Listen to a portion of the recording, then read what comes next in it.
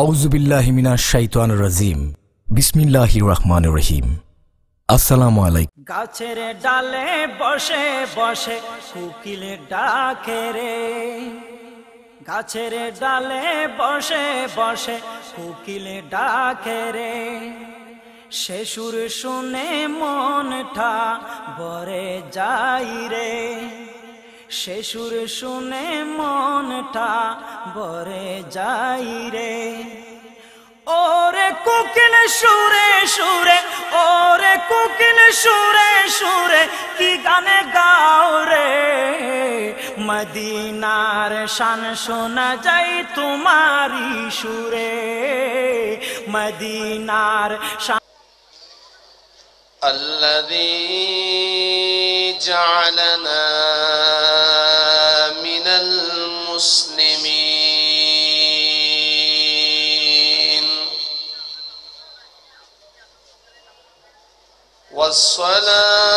والصلاة والسلام على من كان نبيا وآدم بين الماء والطين وعلى آله وصحبه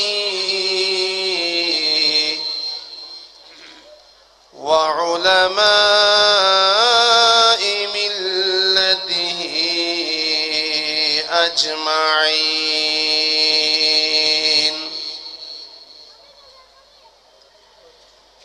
أما بعد فقد قال الله تعالى عز وجل في شان حبيبه ومحبوبه ومعشوقه مخبرا وآمرا إن الله وملائكته يصلون على النبي يا أيها الذين آمنوا صلوا عليه وسلموا تسليما. صلى الله على سيدنا محمد وعليه وصحبه وسلم. صلى الله على سيدنا محمد وعليه وصحبه وسلم.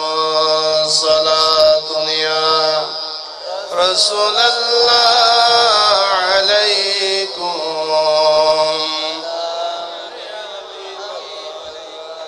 صلاة يا رسول الله عليكم.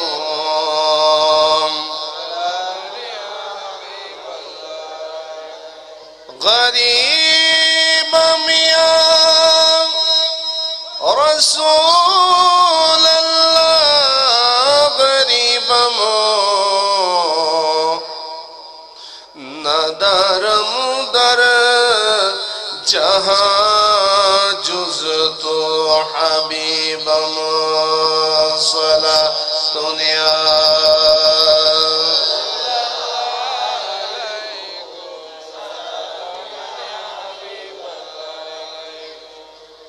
مرض دارم زعسیالا دوائی مغ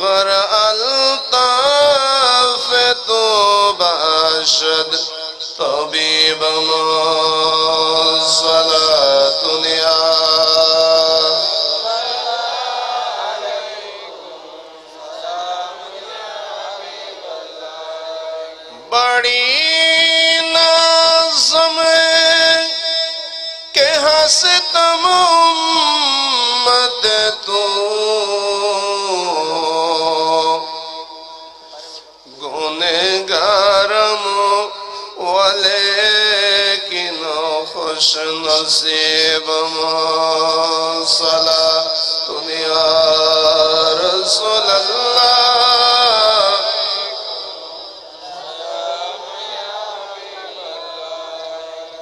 سے محضوری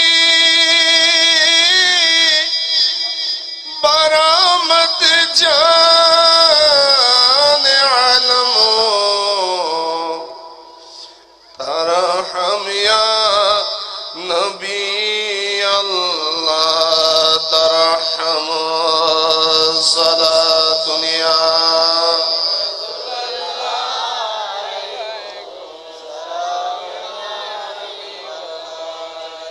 أعوذ بالله من الشيطان الرجيم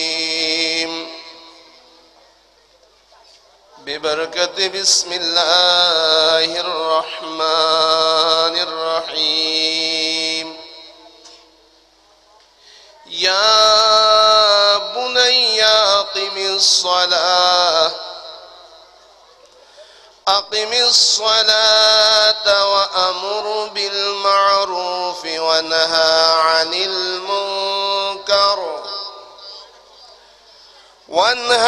المنكر واصبر على ما أصابك إن ذلك من عزم الأمور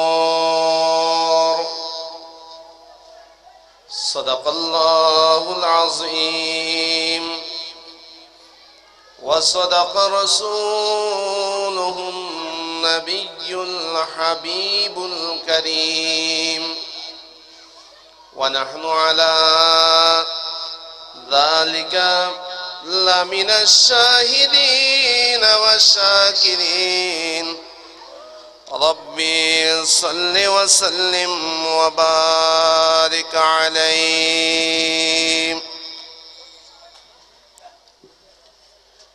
চট্টলার ঐতিহ্যবাহী এলাকা মোগলটলি শাহাদাতে কারবালা মাহফিল উদযাপন পরিষদের কর্তৃক আয়োজিত আজকের এই শাহাদাতে কারবালা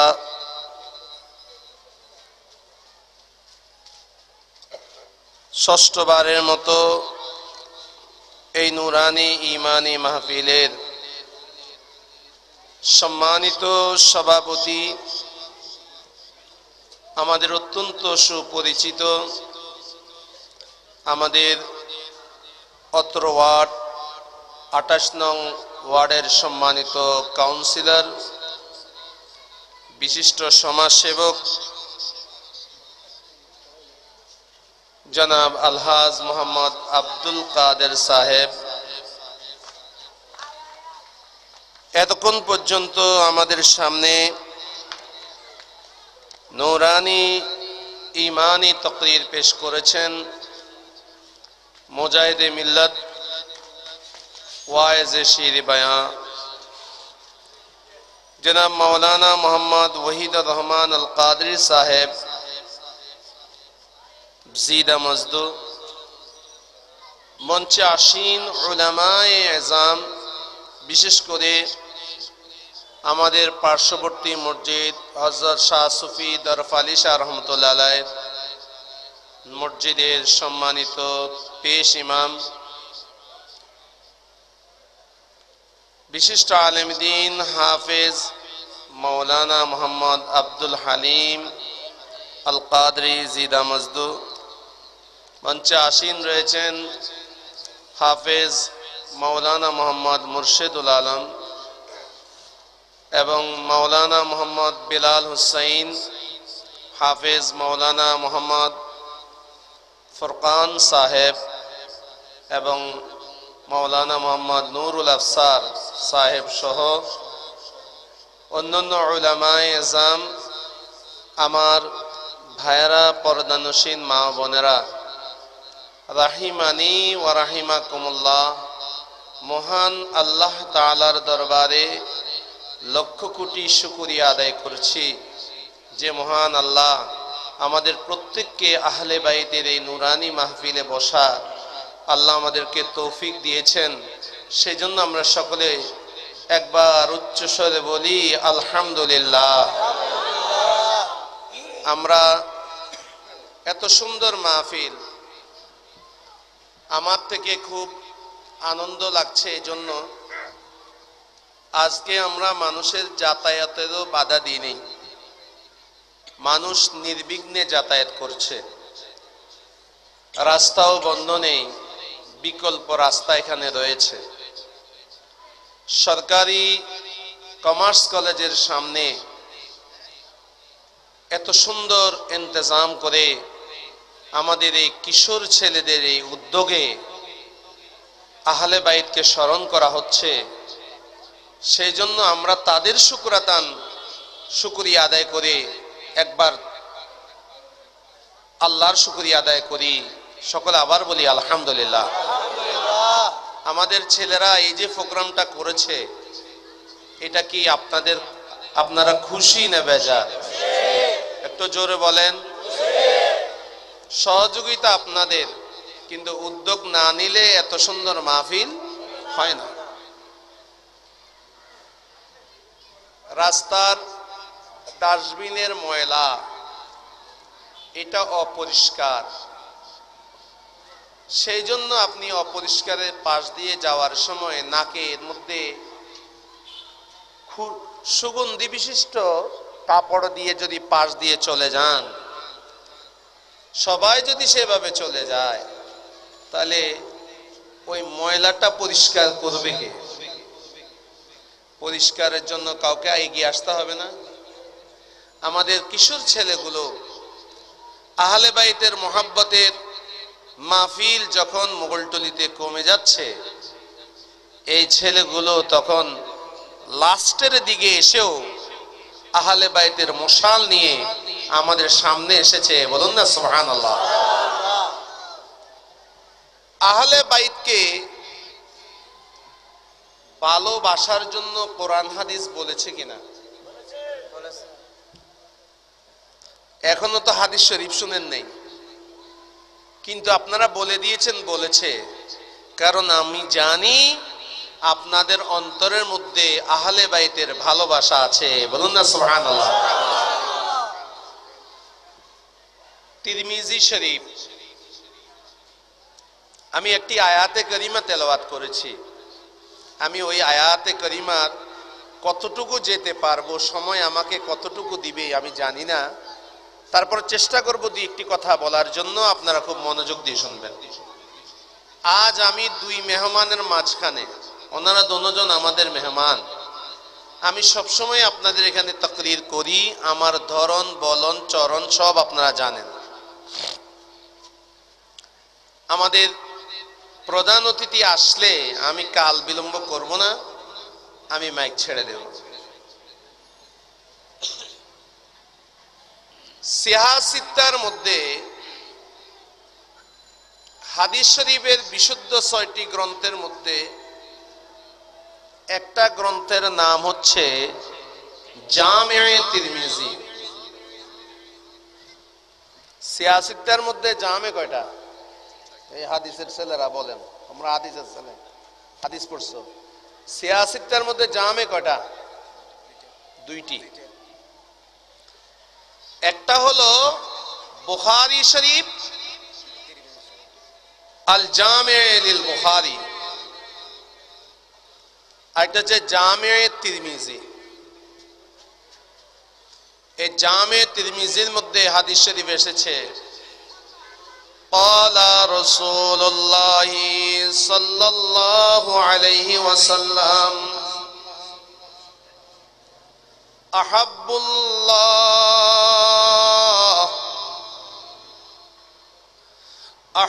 الله لما يغزوكم من نعمة। বলুন না সুবহানাল্লাহ। আমার নবী বলেন, উম্মত রে আমার, এ আমার উম্মতেরা শুনো, কিয়ামতের আগ পর্যন্ত আমার যত উম্মত আসবে, আমি নবী নূরানী জবানে তোমাদেরকে এলান করে দিচ্ছি, তোমরা আমার আল্লাহকে ভালোবাসবে। কাকে? একটু জোরে বলেন। তোমরা আল্লাহকে ভালোবাসবে।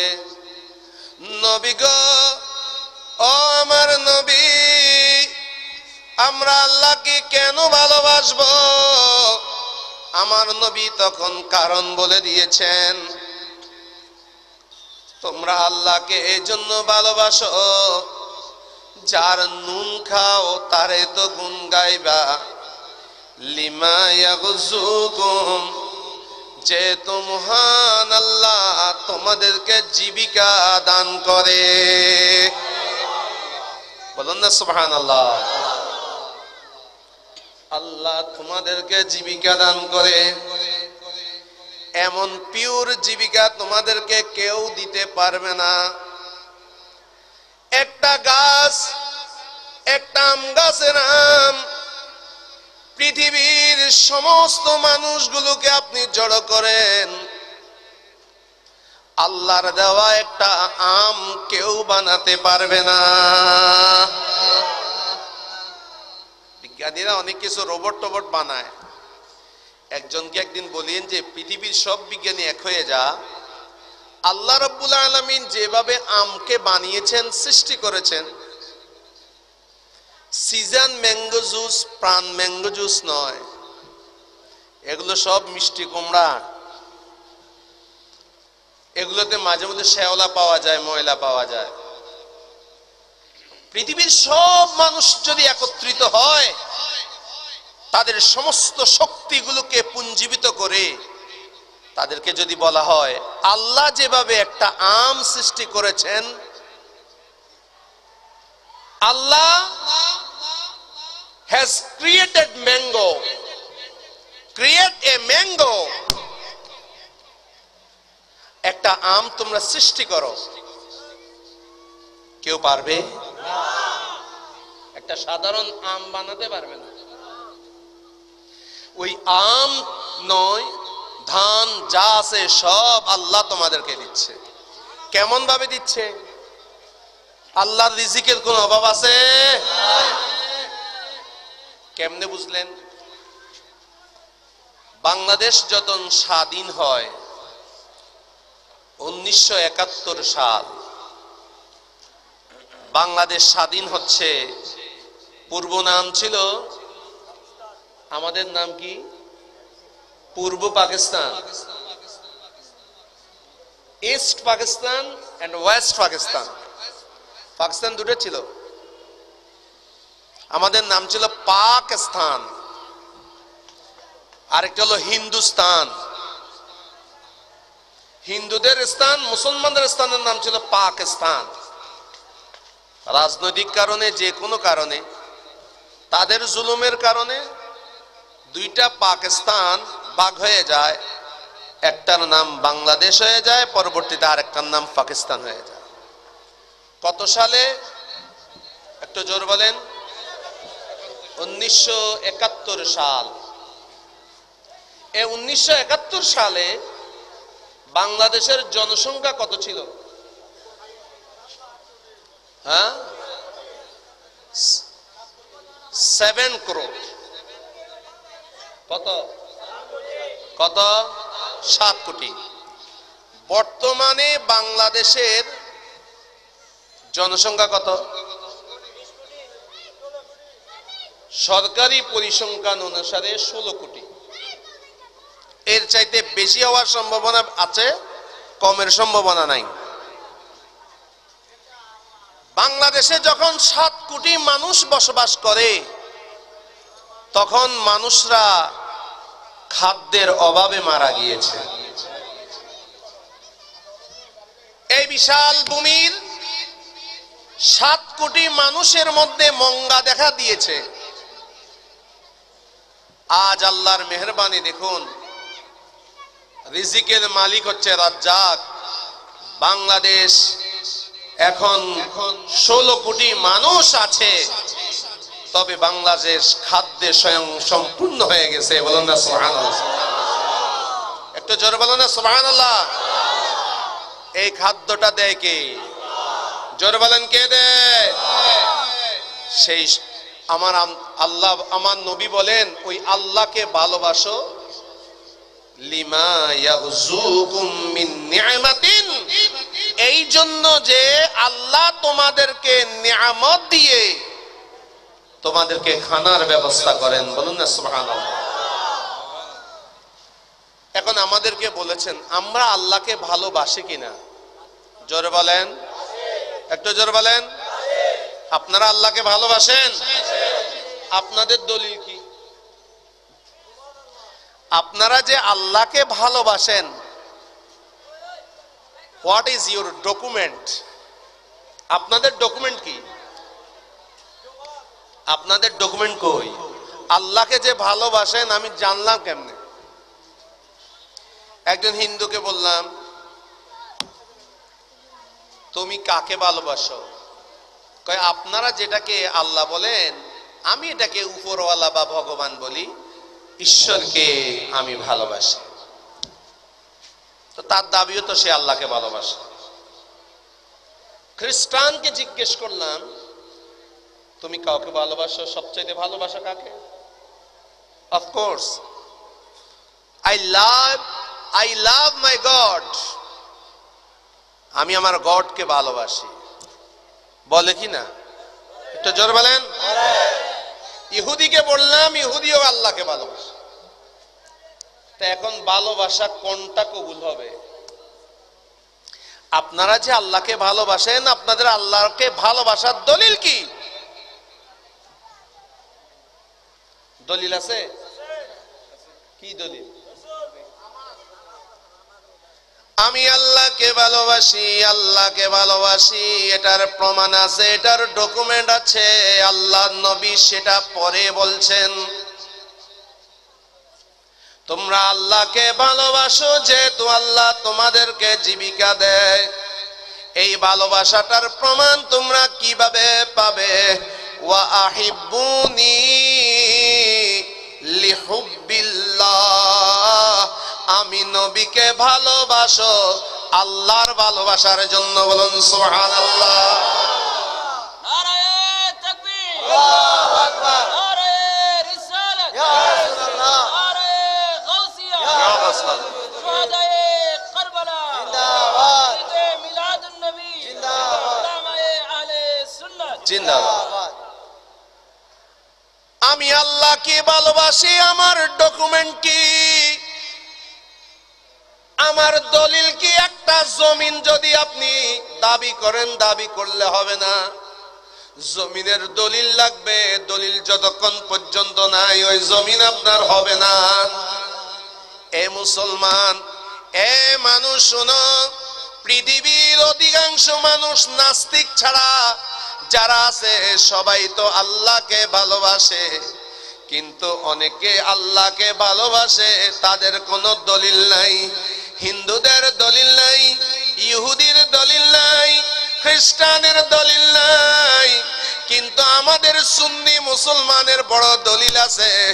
ওই দলিল কি? তুমি যে আল্লাহকে ভালোবাসো, দলিল কি? আমার নবী বলেন আল্লাহকে ভালোবাসার দলিল হলো আমি নবীকে ভালোবাসা। যারা নবীকে ভালোবাসবে তারাই আল্লাহকে ভালোবাসি, মুহাম্মদকে মানি না, সেটা আল্লাহকে ভালোবাসা। এখন আমি নবীকে ভালোবাসি, এটার দলিল কি? আল্লাহকে ভালোবাসি, এটা কোন হাদিস বলেছিলাম? কোন কিতাবে আছে? একটু জোর বলুন না। তিরমিজি শরীফ। আমাদের অনেক ভাইয়েরা আছে, ওনারা নিজেদেরকে আহলে হাদিস বলেন, আবার বাহিরে বাহিরে শোনেন। একটা কথা শুনতে শুনতে আমাদের কান জাল ভরা হয়ে যায় যে সুন্নি আলেমেরা কোনো দলিল টলিল দেন, এমনি চিল্লা চিল্লি করে কতক্ষণ নাট টাট পরে, অর্ধেক এখান থেকে বলে, অর্ধেক সৌদি আরবের, অর্ধেক ব্রাহ্মণবাড়িয়ার, অর্ধেক নোয়াখালীর, অর্ধেক কুমিল্লার, আর নাট পরি শেষ করে দেয়। সবাই একরকম নয়। তিরমিজি শরীফ একটু খুলে ফেলেন, খুলে দেখেন। আল্লাহকে ভালোবাসি দলিল হলো হুব্বে মুস্তাফা। সুবহানাল্লাহ বলুন না। এখন নবীকে ভালোবাসি, এটার দলিল কি? আমি নবীকে ভালোবাসি, আমি কোরআন এবং সুন্নাহকে ভালোবাসি, আমি নামাজ বুকের মধ্যে দিয়ে পড়ি, আমি আমার পাকে একেবারে প্রসারিত করে যতটুকু শক্তি আছে অতটুকু প্রসারিত করে আমি পড়ি, আমি কোরআন আর হাদিস মানি, আর কিছু মানি না। তো আপনার মেয়ে এখন যে রসুলকে ভালোবাসেন, আপনি ভালোবাসে, দলিল কি? ওনার দলিল হলো এজিদ খুব ভালো মানুষ ছিল। একটু জোরে বলুন না নাউজুবিল্লাহ। এজিদ ভালো ছিল, আর ইমাম হুসাইন উনি রাজ্য দখল করতে গিয়েছে। নাউজুবিল্লাহ বলুন না জোরে। এটা বলেছে কেউ? এই কথাটা কি কেউ বলেছিল? এটা বলেছে যে ওনার নাম হচ্ছে ডাক্তার জাকির নায়েক। অনেকে ভুলে ওনাকে ডক্টর বলেন। ডক্টর এবং ডাক্তারের মধ্যে বেশ কম আছে বাজার। ডর পেছনে আকার আসেনি, বালা করে দেখে নিবেন। একটা হলো ডক্টর আর একটা হলো ডাক্তার। উনি হলেন ডাক্তার। উনি কিসের ডাক্তার? উনি হচ্ছেন দাঁতের ডাক্তার। দাঁতের কিসের ডাক্তার? আর আর হুজুরে বেশির তো বেশি গরু যদি 100 গরু দিলে আর আফসার সাহেব আসলা দিয়ে জবাই দিবে, কিন্তু ওনাকে যদি বলে পিস্তল এটা দিলাম একটা মানুষ মার কাঁপতে কাঁপতে পড়ে যাবে কিনা, পড়বে কিনা? কারণ মানুষ মারা ওনার কাজ না। আবার যারা আমাদের এখানে এই মোগলটলির আশেপাশে মানুষ মারা, যেরকম মানুষ আছে না নাই? এখন আওয়াজ বন্ধ হয়ে যাবে, আসেনি? আছে। এদেরকে মানুষ মারার পরে এরা শক্তি আরো বাড়ি যায় না? কি সুন্দর হাঁটে, হায় রে প্রশাসন, আমরা আশ্চর্য হয়ে যায়। এই সমস্ত বুলি বলে লাভটা কি? মোগলটলিতে আমরা লাশও দেখি, যে মারে হেরও দেখি, পুলিশও নেয় দেখি, আবার আসামিও ঘুরে দেখি। আশ্চর্য ব্যাপার। সত্য না মিথ্যা? একটু জোরে বলেন না। উনি হাত কাঁপবে নাকি না? পারবে? কেন? জবাকরণ তো সোজা। হুজুর আর কাম হইতে গরু জরন, মানুষ জরান্ন, এটা আমি পারবো না। আমি ইমাম সাহেব, আপনি তো বড় বড় লেকচার মারেন, যে থানার চেয়ারে যায় বসেন তো একটু, ওসি সাহেবের চেয়ারে। আমি পারবো? পারবো না। আবার থানার ওসি সাহেবকে যদি মাতাব্বর মসজিদের খুতবা দিতে বলা হয়, করিম কা করিম, করিম কা করিম, করিম কা করিম মানে কি? হায় হায়। পাকিস্তান আমলে পাঞ্জাবি ধরে ধরে নিত না মানুষ, মানুষ তাই ধরে নিল একটাকে, বাঙালি নিরীহ মানুষ। जैसे तेरा नाम क्या है? इतना नाम से अब्दुल करीम, इतना तो करीम का करीम करीम करीम है, जक इतना नाम करीम पूछे। पेशा क्या है तेरा? होते पेशा, तुम्हार पेशा की, तुम्हें की काज करो এটা কি? তো এটা আজ বইয়ের মধ্যে আছে। পেশা क्या है? हुजूर पेशाब तो लाल है। हाय हाय, পেশাব তো লাল। তাই আমার জায়গাত যদি উনি আসে, উনি হবে কারিম কারিম হবে, আমি ওনার জায়গাত হইলে কারিম কারিম হবে। কিন্তু কিছু সাহস ভিতরে রাখি, টুকটাক কিছু পারবো কিনা? পারবো। আবার উনিও টুকটাক আলহামদুলিল্লাহ বলতে পারবে কিনা? কিন্তু বলতে পারলেও ভুল হবে না? হ্যাঁ, সেই জন্য ডাক্তার যতই বাংলা বই পড়ুক না ভাই, বুখারীর সামনে এলে করিম কা করিম হবে।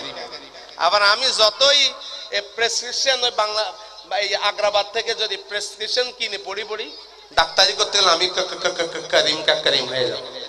কথা বুঝে আসছে? যার কাজ তাকে সাজে, উনি ফতোয়া দিয়ে দিলেন যে ইয়াজিদ আমিরুল মুমিনিন ছিল। বলুন না নাউজুবিল্লাহ।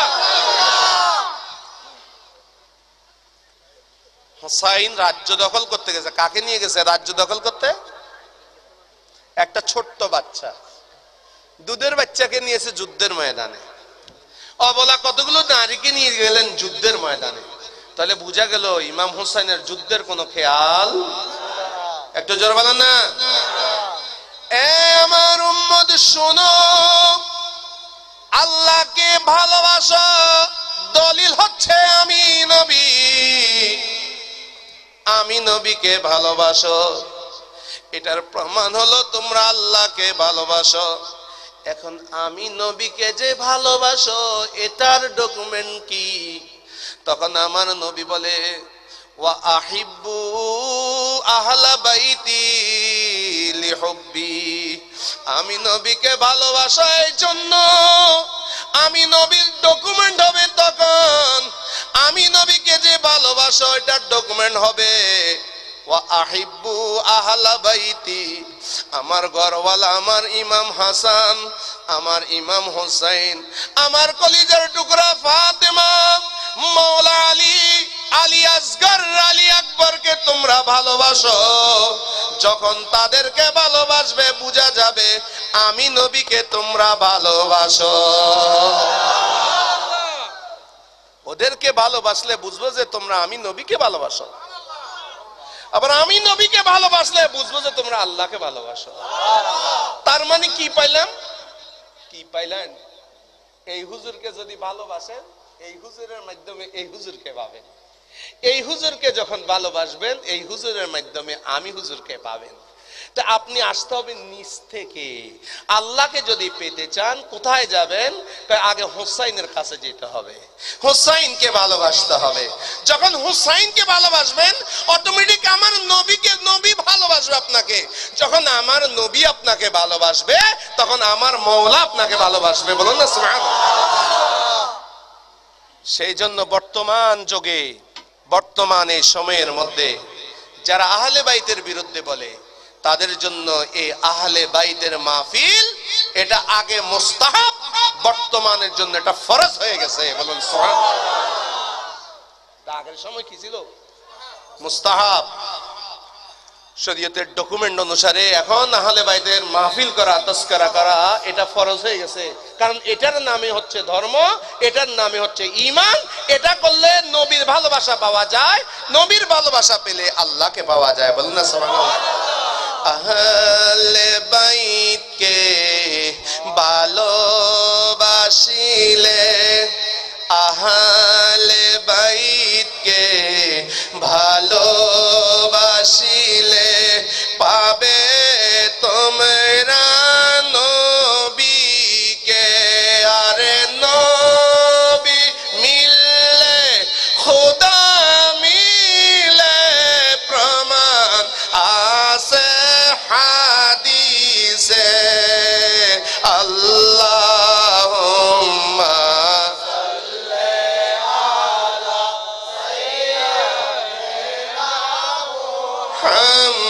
মুহাম্মাদিন নাবিয়িনা।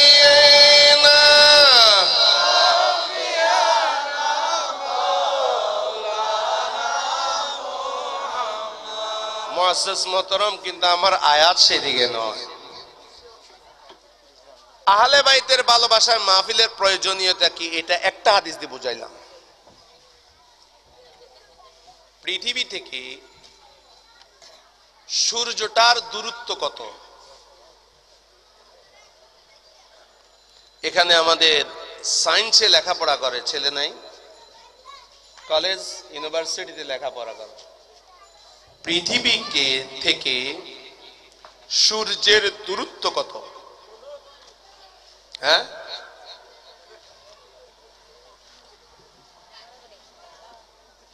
ঢাকা থেকে চট্টগ্রামের দূরত্ব কত? এই আদি মাহফিল তখন সিল্লাইলাম। ঢাকা থেকে চিটাগাংয়ের দূরত্ব 400, তার চেয়ে বেশি হবে। এত কিলোমিটার, 400 অথবা তার চেয়ে বেশি হবে। পৃথিবী থেকে সূর্যের দূরত্ব কত? যেই সূর্যের আলোতে সবাই আলোকিত হয়। এই ছোট্ট একটা জায়গা আলোকিত করার জন্য কয়টা লাইট? মহান আল্লাহ কেমন দেখেন, আল্লাহর নবী যে বলেছেন আল্লাহকে ভালোবাসো, আল্লাহ তোমাদেরকে নিয়ামত দেয়, তার মধ্যে একটা হলো সূর্য। এতগুলো লাইট সামান্য একটা জায়গা আলোকিত করার জন্য, আর খোদার লাইট একটা, গোটা দুনিয়া আলোকিত হয়ে যায়। বলুন সুবহানাল্লাহ। সূর্য তোমাকে বলে, সূর্য তোমার থেকে নাকি চাঁদে আলো পায়, তো চাঁদের আলোয় নাকি আমাদের পৃথিবীতে আসে। কিছুদিন আগে আমরা একটা চাঁদ দেখেছি, এটার নাম বিশ্ববাসীদের সুপার মুন। চাঁদটা অনেক বড় দেখা গিয়েছে, গত পরশু মনে হয়। চাঁদটা অনেক কাছে এবং আলো বেশি ঝলঝল করছিল। চাঁদ, তুমি আলো পাও কোত্থেকে? আমি সূর্য থেকে আলো পাই। সূর্যকে জিজ্ঞেস করলাম, সূর্য তুমি আলো পাও কোত্থেকে? তখন সূর্য বলবে লাস্ট পর্যন্ত, আমি নবী মুস্তাফার নূর থেকে আলোকিত। বলুন না সুবহানাল্লাহ। হায় হায়, সূর্যের আলো যদি গোটা পৃথিবী এভাবে আলোকিত হয়ে যায়, হাসরের ময়দানে মুস্তাফার নূর জানি কত আলোকিত হয়ে যায়। সূর্য থেকে পৃথিবীর দূরত্ব 14.96 কোটি কিলোমিটার। 14.96 কোটি কিলোমিটার, প্রায় 15 কোটি। বলুন না সুবহানাল্লাহ। কত দূরে? একটু জোরে বলেন না। একটা লাইট, সেটা যদি কেউ পতেঙ্গা সি বিচে জ্বালায়, এটা দিয়ে মোগলটলি দেখা যাবে? দেখা যাবে না, সামান্য ডিস্টেন্স। এখনো এই লাইট তৈরি হয়নি যে সি বিচের মধ্যে একটা লাইট জ্বালাই দিব, মোগলটলির ছেলেরা বাস কারেন্ট গেলেও পড়তে পারবে। এরকম লাইট হয়েছে? সামান্য দূরে। মহান আল্লাহ কি লাইট বানালেন, যেটা হলো প্রায় 15 কোটি কিলোমিটার দূরত্বের মধ্যে রয়েছে, কিন্তু তার তাপ এত বেশি পৃথিবীতে পড়ে যে গরমের মধ্যে মানুষ তার জামা ধরে রাখতে পারে না, রৌদ্রের মধ্যে মানুষ দাঁড়াতে পারে না, মানুষ ছায়ার তলে চলে আসে। বলুন না সুবহানাল্লাহ। এখন বাংলা কি মাস?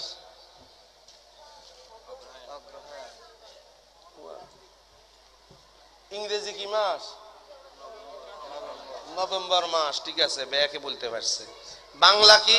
কোথায়? এমন হচ্ছে আমি বাংলাদেশকে ভালোবাসি।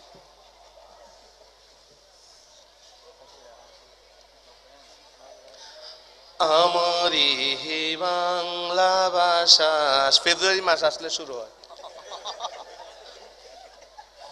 না? আমার ভাইয়ের রক্তে রাঙ্গানো 21শে ফেব্রুয়ারি, আমি কি ভুলিতে পারি? বলে না? কিন্তু আশ্চর্যের বিষয় হলো, যেগুলো বাংলা ভাষা, প্রকৃত ভালোবাসা কেমনে হয়? যখন এই সমস্ত ব্যক্তিরা বাংলার পক্ষে স্লোগান দেয়, ওদের ফ্যামিলি থেকে যখন বিয়ের কার্ড আসে, ওটা বাংলা ভাষা আসে না, ওটা আছে ইংলিশে। দাওয়াত নামা সবাই কি দিয়ে? ইংলিশে। এটা হলো আমাদের। এটা যদি আমি সাফাইতে ইংলিশে পারি, এটাই নাকি প্রগতি। বাংলা ভাষা তোমার মাতৃভাষাকে তখন ত্যাগ করে ফেলে না, এটা আমার মায়ের ভাষা। এটাকে শুধু আমারই বাংলা ভাষা বলার জন্য নয়, এটাকে উচিত ছিল সরকারি ব্যাংক, আদালত যেখানে আছে সবখানে মাতৃভাষা চালু করা। শুধু টেলিভিশনের মধ্যে বক্তব্য দিলে হবে না। আমাদের সুপ্রিম কোর্টের রায় কেমনে হয় ভাই? সুপ্রিম কোর্টের রায়টা কেমনে হয় বলতে পারেন? বা ইংলিশ সর্বোচ্চ আদালত, সেখানে রায় হবে কি? নো, ইংরেজি ভাষা। এটা কি বাংলা করা যায় না? আমরা আজকের এই দেশের প্রেম নিয়ে বলছি। আমাদের দেশের প্রত্যেকটি সরকারি ক্ষেত্রে এবং যে সমস্ত প্রতিষ্ঠানের মাধ্যমে বাংলাদেশ পরিচালিত হচ্ছে, সেখানে সবখানে বাংলা ভাষা বাধ্যতামূলক করা হোক। আপনারা চান কিনা? আমাদের ছেলেরা অগ্রহায়ণ মাস চিনে না, 12টি মাস বাংলা মাস চিনে না। তারা জানুয়ারি, ফেব্রুয়ারি, মার্চ, এপ্রিল, মে। এখন কি করবো আমি? তুমি একটু নাড়া দাও, একটু নাড়া দাও। নারায়ে তাকবীর, নারায়ে রিসালাত, নারায়ে গাউসিয়া, শাই শাই মদিনা, শাহাদাতে কারবালা মাহফিল, আহলে সুন্নাত ওয়াল জামাত,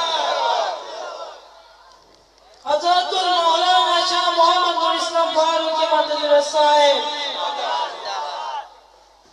আপনারা বসে পড়ুন, আমাদের প্রধান অতিথি উনি আসবেন। আমি অল্প সময়ের মধ্যে আমার বক্তব্যে গুছিয়ে বলবেন ইনশাআল্লাহ। আপনারা সকলে একটু বসে পড়ুন, ওনাকে আসতে দিন। আমরা এক নুর ইসলাম ফারুককে হারিয়ে ফেলেছি, আরেকজন জিন্দা নুর ইসলাম ফারুককে আসতেছে। বলুন আলহামদুলিল্লাহ। একটু দুরূদ সালাত দুনিয়া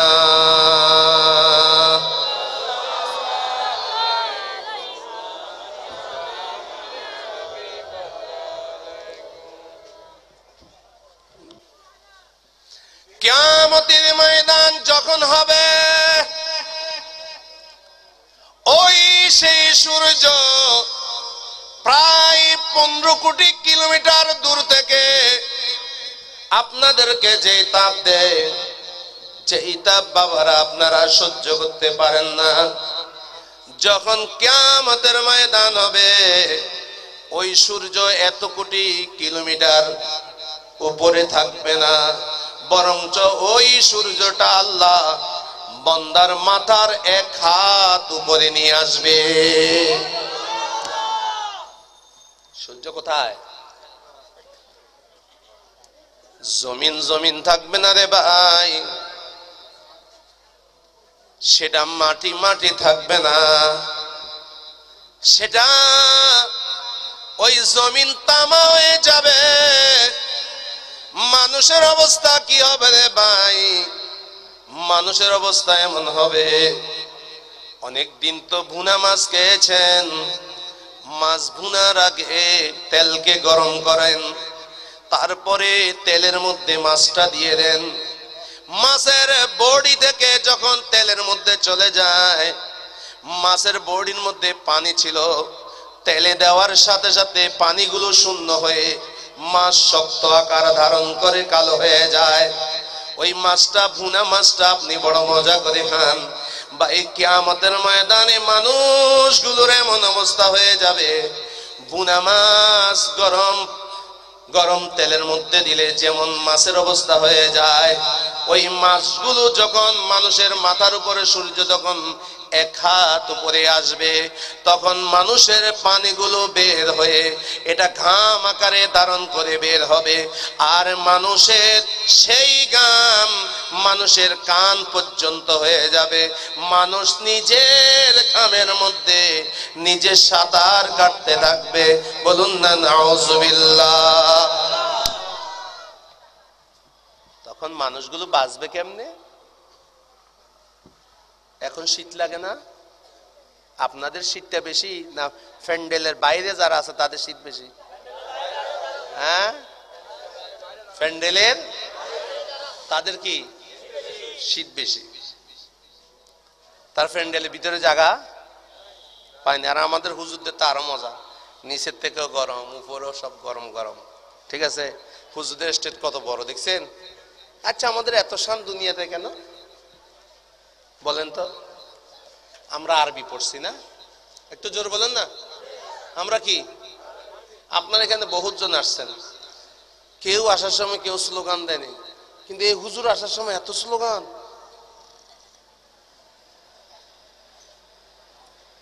কিয়ামতের ময়দানের স্টেজ থাকবে, বলুন না সুবহানাল্লাহ। ওই স্টেজের মধ্যে থাকবেন আমার নবী, বলুন না সুবহানাল্লাহ। আর যারা গোলামে মুস্তাফা হবে, মুস্তাফার পাগল হবে, তারাও হাসরের ময়দানে যখন আসবে তাদের জন্য কি মাহশর মে ভি হোগা উনকা নারা ইয়া রাসূলুল্লাহ, বলুন না সুবহানাল্লাহ। তখন মানুষ ছায়া খুঁজবে, ছায়া। সূর্যের আলো থেকে বাঁচার জন্য কি খুঁজে? এই দুনিয়ার সূর্যের আলো থেকে বাঁচার জন্য আমরা ছাতি খুঁজি না, ছাতা। হাসরের ময়দানে মানুষ ছায়া খুঁজবে। এখন বুখারী শরীফের মধ্যে যায়, এরা আমাকে বলেছে হুজুর যুবকদের করণীয় কি, এই সম্বন্ধে একটু বলবেন। আমার নবী বলেন, ও দুনিয়ার মানুষ শোনো, সূর্যটা যখন তোমার মাথার এক হাত উপরের মধ্যে চলে আসবে, এই সময়ের মধ্যে বান্দারা ছায়ার জন্য পাগল হয়ে যাবে। তখন আল্লাহ রাব্বুল আলামিন হাসরের ময়দানের মধ্যে 7 শ্রেণীর ব্যক্তিকে আল্লাহ আল্লাহর আরশে আজিমের তলে ছায়া দিবে, বলুন সুবহানাল্লাহ। কিসে ছায়া দিবে? আরশে আজিমের তলে। সূর্যের আলো থাকবে না, জান্নাতি সুখ থাকবে। তারা সূর্যের তাপ অনুধাবন করবে না, তারা বড় আরামের মধ্যে থাকবে, মেহমানের মধ্যে থাকবে, চেয়ারের মধ্যে তারা বসে থাকবে, তাদের কোনো পেরেশান হবে না, তাদের চেহারা দিয়ে নূর বের হবে। এই 7টা শ্রেণী কারা আমার নবী গুনে গুনে দিয়েছেন। এই 7টা শ্রেণীর মধ্যে একটা শ্রেণী হলো ওই ওয়াশাবুন, ওই যুবক ছেলে, যেই যুবক ছেলে পথে ঘাটের মধ্যে ফেন্সিডিল বিক্রি করে নাই, যেই যুবক ছেলে পথে ঘাটের মধ্যে কোনো মা বোনকে ইভটিজিং করে নাই, যেই যুবক ছেলে কারো উপরে সন্ত্রাসী কার্যক্রম করে নাই, যে যুবক ছেলে চাঁদাবাজি করে নাই, বরং ওই যুবক ছেলে নাশা ফি ইবাদাতিল্লাহ, ওই যুবক ছেলে তার যৌবনটা কাটিয়েছে আল্লাহর ইবাদতের মধ্যে। মসজিদে আজান হয়েছে, মসজিদে যখন আজান হয়ে যায় ওই যুবক আর ঘরে থাকতে পারে না। মসজিদের আজানের এত পাগল, সে মসজিদের মধ্যে যাওয়ার জন্য পাগল হয়ে যায়, ছটফট করতে থাকে। বাইরে যেই সাপটার বিষ থাকে, সাপ যদি বিষ থাকে তাহলে সাপটা যত ভিতরে যাক না কেন, বিন যখন বাজানো হয়, সাপুড়ে যখন বিন বাজায়, সাপের মধ্যে যদি বিষ থাকে যত ভিতরেই থাকুক না কেন, সাপুড়ে বিন বাজানের সাথে সাথে গর্ত থেকে সাপটা বের হয়ে সাপুরের সামনে ধরা দিয়ে দেয়। বিনের শব্দ সে সহ্য করতে পাগলের মতো গর্ত থেকে বের হয়ে যায়। বিনের শব্দ সে সহ্য করতে পারে না, ওই প্রেমের মধ্যে পড়ে যায়। এমন কতগুলো যুবক আছে, তাদের যখন মসজিদ থেকে আজান আসে ওই বিনের আওয়াজের মতো পাগল হয়ে যেই ছেলে যেই যুবক মসজিদের মধ্যে চলে যায়, কিয়ামতের ময়দানে আল্লাহ রাব্বুল আলামিন ওই যুবককে বেছে বেছে আরশে আজিমের নিচে ছায়া দিবে। যুবকরা, নবীর আশেক, নবী প্রেমিক, এটা প্রমাণ হবে নবীর আদর্শ যদি তোমার মধ্যে থাকে। আল্লাহর আরশে আজিমের তলে ছায়া পাওয়ার অর্থই হচ্ছে তুমি নিশ্চিত জান্নাতি, বলুন না সুবহানাল্লাহ। ওয়া রাজুলুন ওয়া শাবুন নাশা ফি ইবাদাতিল্লাহ, ওই যুবক যার যৌবনটা কেটেছে কিসের মধ্যে বলুন না, আল্লাহর ইবাদতের মধ্যে। যুবক আরেকটা বলেছেন আমার নবী 7 শ্রেণীর মধ্যে, ওয়ারাজুলুন, ওই যুবক, ওই মানুষটাকে আল্লাহ রাব্বুল আলামিন আরশে আজিমের নিচে ছায়া দিবে। আপনাদের সমস্যা হচ্ছে? আমাদের যিনি মেহমান এসে গেছেন, আমি নাদানি করতেছি, তারপরেও যুবকদের ব্যাপারে দুই একটি কথা বলে শেষ করছি। ওয়ারাজুলুন, ওই ব্যক্তি, তাকে আরশে আজিমের নিচে ছায়া দেওয়া হবে। কোন ব্যক্তি জানেন? গতকাল এক ভাই এসেছেন আমার কাছে। আমরা সমাজের ইমাম,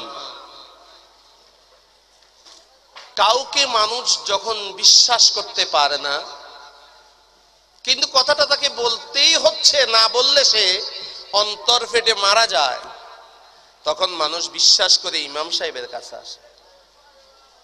ওই বেটা কেন এসেছে জানেন? অনেক পয়সাওয়ালা, তার একটা ছেলে আছে, ক্লাস 6-এ পড়ে। তার স্ত্রী আরেক পুরুষের সাথে হাত ধরে চলে গিয়েছে। নাউজুবিল্লাহ বলুন না একটু। এটা আমাদের সমাজে আছে? হ্যাঁ,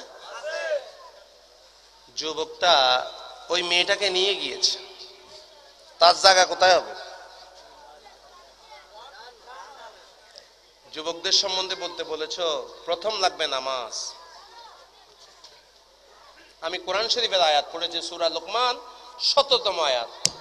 ইয়া বুনাইয়া, হযরত লোকমান তার ছেলেটাকে কাছে ডাকলেন।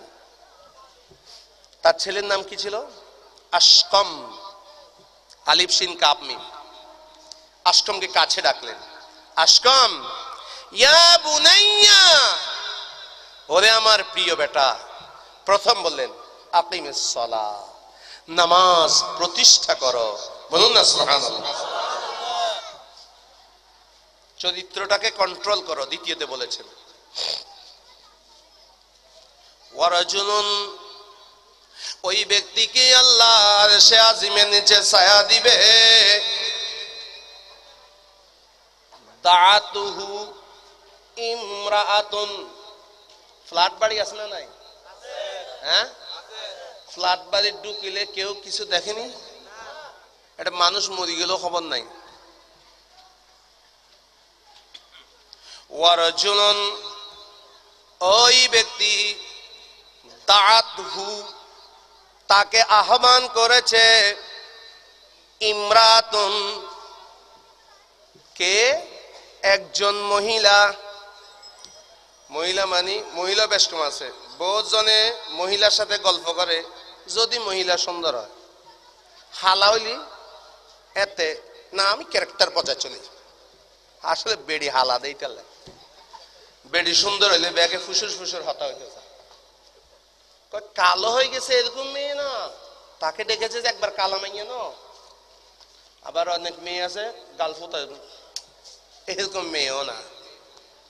আবার অনেক মেয়ে আছে থার্ড ক্লাস মেয়ে, যেগুলোকে মানুষের সমাজে গণে না, এরকম মেয়েও না। তাকে কেউ মেয়ে ডেকেছে জানেন? হাদিস শরীফ ভেঙে দিচ্ছে, ওয়ারাজুলুন দাআতহু ইমরাতুন জামিলাতুন, পরমা সুন্দরী নারী তাকে ডেকেছে। সুন্দর দেখে কেমন? জাতুম মানসিবিন, যে মহিলা বড় স্ট্যান্ডার্ড ফ্যামিলির মহিলা, বড় অভিজাত শ্রেণীর মহিলা, এলিট পারসন, একজন মহিলা, একজন উইমেন এলিট পারসন তাকে আহ্বান করেছে। কোথায়? ইলা নাফসিহা, আমার ঘরের মধ্যে আসো, ফ্ল্যাট বাড়ির মধ্যে আমার বিছানায় চলে আসো। এখন তোমাকে কেউ দেখবে না, আমার বিছানার মধ্যে চলে আসো। অত্যন্ত রূপসী মহিলা, অত্যন্ত কোয়ালিটি সম্পন্ন মহিলা, মনসব তার বড়। একটা যুবক ছেলেকে ডাকলো, রে যুবক। তখন সেই যুবক বলে দিতে পারে, পালা তখন সেই যুবক বলে দিল, ইন্নী আখাফুল্লাহ, ওনারই শুনে নাও, আমি আমার মাওলা আল্লাহকে বড় ভয় করি। তার জন্য আমি আরশে আজিম নিয়ে বসে আছি, কখন সে আসবে আমি তাকে আমার আরশে আজিমের তলে ছায়া দিব। বলুন না সুবহানাল্লাহ। আরেকটা যুবক রে যুবক, আরেকটা মানুষ তোমাকে আল্লাহর আরশে আজিমের নিচে ছায়া দিবে। এই তিনটা বলে শেষ করছি আমি, 7টা বলবো না, 3টা বলছি। ফাফাদাত আইনাউ ফি খালাইন, যেই ব্যক্তি গোপনে বসে বসে নিজের কামরার মধ্যে বসে, এখন ছেলেরা মেডিটেশন করে, মেডিটেশন এটা তোমরা এখন দেখছো রে ভাই, ইসলামের মেডিটেশন অনেক আগে। ইসলামের মধ্যে ধ্যান মগ্ন হওয়া আমার নবী করেছেন। হেরার গুহার মধ্যে আমার নবী, যেখানে মানুষ নাই জন নাই, হাজী সাহেবরা জানে, একজন যুবক গারে হেরার মধ্যে উঠতে একজন যুবকের 2.5 ঘন্টা সময় লেগে যায়। সেই জায়গার মধ্যে আমার নবী বসে বসে মেডিটেশন করেছেন। আমার নবী ধ্যানমগ্ন ছিলেন, যেটাকে তরিকতের ভাষায় মুরাকাবা মুশাহাদা বলে। মুরাকাবা মুশাহাদার মধ্যে যখন আপনি বসবেন, আপনি চেঞ্জ হয়ে যাবেন। আপনার অন্তরকে যখন জিজ্ঞেস করবেন, এ আবুল হাসনাত, তোর নাম তো দুনিয়াতে আবুল হাসনাত, আসলে তুই কে? তুই কোত্থেকে আসলি? যাবি কোথায়? কে তোর মাওলা? কোনখানে তুই যাবি? তোর কাজটা কি? যখন তুমি নিজেকে প্রশ্ন করে নিজেকে চিনবা, তখন তরিকতের ভাষায় সেটাকে বলা হয় মান আরাফা নাফসাহু, যে তার নিজেকে চিনে, আরাফা রাব্বাহু। যখন তুমি তোমাকে চিনবা, তখন তুমি তোমার মনিব মাওলাকে চিনে যাবে। আগে নিজেরে চেনো। এটা সক্রেটিসও বলেছেন এই কথা। সক্রেটিস কি বলেছেন? নো দাই সেলফ। সক্রেটিস বলেছেন নো দাই সেলফ। সক্রেটিসের ব্যাপারে মতানৈক্য আছে। কেউ কেউ বলেছেন সক্রেটিস নবী ছিলেন। সক্রেটিস, এই সক্রেটিস বলেছেন নো দাই সেলফ, নিজকে চিনো। ওয়ারাজুলুন, গভীর রজনী, তাহাজ্জুদের সময় হয়েছে, দুনিয়ার মানুষ ঘুমায়, কেউ জাগ্রত নাই।